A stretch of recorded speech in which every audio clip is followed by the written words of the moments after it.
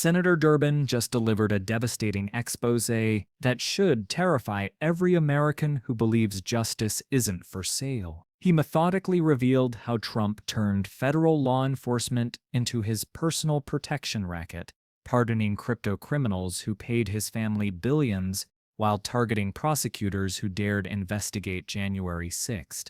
This isn't politics, it's the systematic destruction of equal justice under law.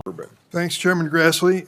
President Trump has turned federal law enforcement into a shield for his friends' and allies' misconduct and a sword to attack his political opponents. Example, President Trump recently pardoned the founder of the world's largest crypto exchange, Binance, Changpeng Zhao, who pled guilty to money laundering in 2023. But of course, in the big money world, there's always more to the story. It just so happens that Binance hosts the Trump family's crypto platform, known as World Liberty Financial, through which Trump and his family have made more than $5 billion. More than $5 billion. While Mr. Zhao was seeking a pardon, Binance accepted a $2 billion investment in a World Liberty token, essentially a $2 billion deposit for the Trump family's cryptocurrency schemes.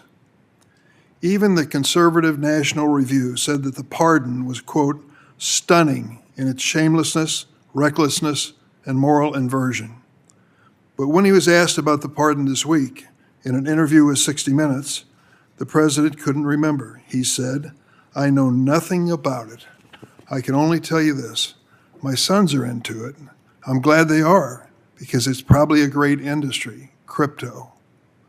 This kind of blatant corruption and self-dealing used to provoke outrage by colleagues on both sides of the aisle. But so far, all we get are crypto crickets.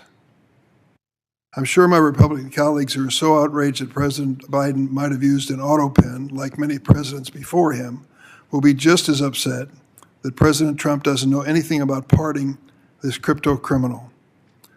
But there's no better example of President Trump's weaponization of justice than his effort to rewrite the history of January 6. On his first day in office, the president issued a full and unconditional pardon to nearly 1,600 January 6 rioters, including more than 600 charged with assaulting or impeding law enforcement. Standing in the back of the room are people who are keeping us safe. They are people who were assaulted on January 6 by rioters who have now been unconditionally pardoned by President Trump. Next to his political appointees, the Justice Department led an unprecedented purge of career prosecutors and FBI agents simply because they worked on the investigation of January 6. That's all it took. Then Attorney General Bondi hired a January 6 rioter, Jared Weiss, as a senior official at Department of Justice, even though Mr. Weiss was filmed urging his fellow rioters to kill police officers defending the Capitol on January 6th. This is what Ed Martin, the failed U.S. attorney nominee who is now a senior Department of Justice official, meant when he said, quote, "No MAGA left behind." Now President Trump is seeking $230 million of taxpayers' money from the Justice Department, claiming he was wrongly prosecuted, despite evidence of his efforts to interfere in the 2020 election. So while American people grapple with inflation and rising health insurance costs, the president wants $230 million in taxpayers' dollars. At the same time, the full might of federal law enforcement is being directed at states and cities that just didn't happen to vote for President Trump. One of them is my home state. So let me tell you what's going on with Operation Midway Blitz in the city of Chicago, in case you missed it. Yesterday was a banner day for the ICE agents. They had a daring raid in hot pursuit of President Trump's worst of the worst criminals. Remember, those are the targets, the worst of the worst? They made a daring raid on a preschool without permission or a warrant to arrest one of the teachers. The children in that school, all under the age of 6, were, according to one parent of a 3-year-old, crying, terrified, and huddled together as the ICE agents tried to apprehend this one teacher. To do it in a place where children are with complete disregard for what they see, one parent said, "There's no low these people won't stoop to." And what do we know about the terrorist target? Well, the ICE Dream Team successfully apprehended one, in their estimation. School officials, it turns out, report the woman who cares for infants at the school had work authorization and had just undergone a background check. Meanwhile, the federal courts continue to monitor and limit the outrageous activities of the Chicago ICE Dream Team. Federal agents are trampling on the constitutional rights of my constituents, racially profiling and arresting U.S. citizens simply because they're Hispanic or speak Spanish, zip-tying and traumatizing innocent children, and tear-gassing journalists, pastors, and police officers. Instead of addressing these violations of law, White House advisor Stephen Miller and Deputy Attorney General Blanche are threatening to prosecute my state's governor with baseless claims that he could be arrested for, quote, seditious conspiracy. So what are we going to do about this? The Senate Judiciary Committee has an obligation to conduct oversight. And let me say a word about Jack Smith. I'm interested in why senators turned up on the document that you released. I don't know the circumstances, but we've debated it here in the committee 3 or 4 times, asking basic questions. Why were these senators on this list? There is one way to get to the bottom of this, and it's very simple. Subpoena Jack Smith.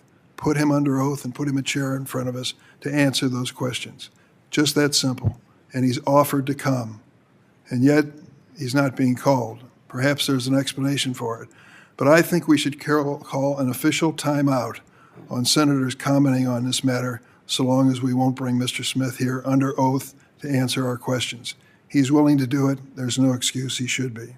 And I might add, too, it's time for DHS Secretary Noem to take time from her glossy promo campaign in Chicago to come and testify under oath before this committee as well.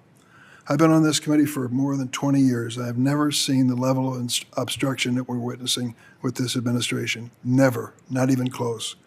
We must call Secretary Noem under oath, bring Jack Smith here under oath, let him answer our questions.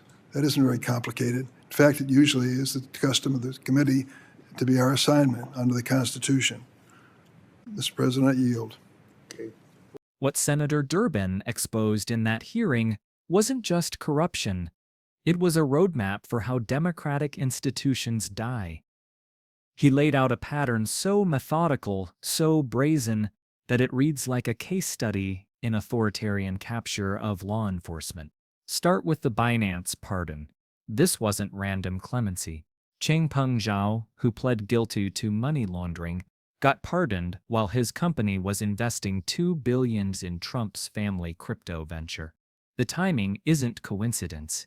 It's a transaction. Pay the family, get the pardon.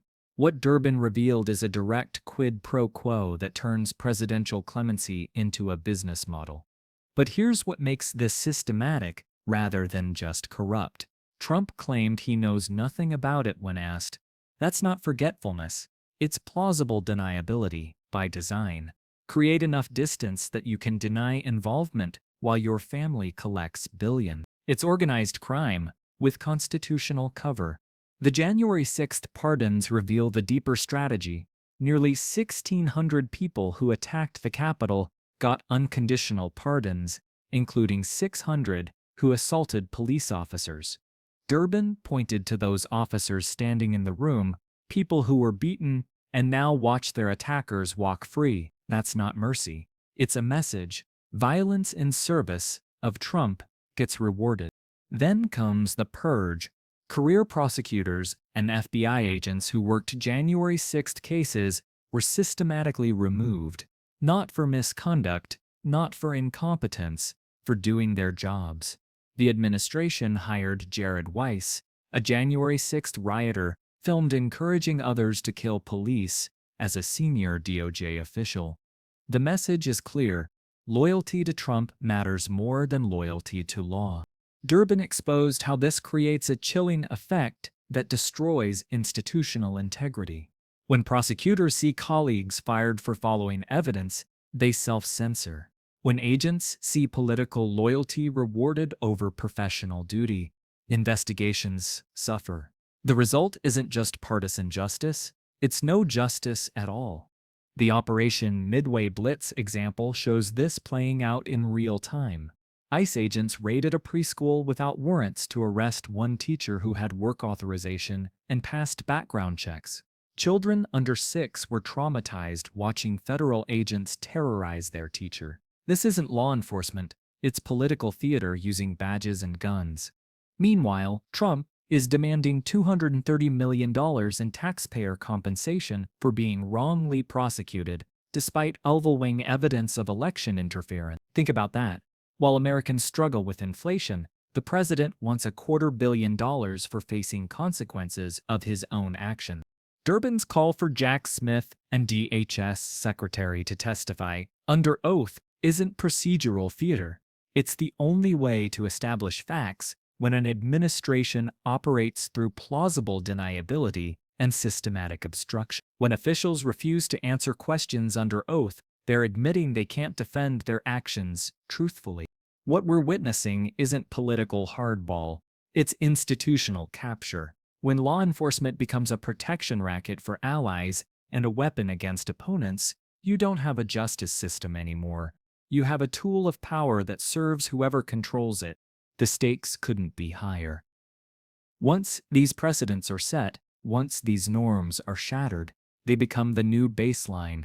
Future presidents will point to these pardons, these purges, these raids, and say they're just following established practice. Durbin didn't just expose corruption, he documented the systematic transformation of American justice into something unrecognizable. The question isn't whether we can return to normal, it's whether we still have time to prevent this from becoming the new normal.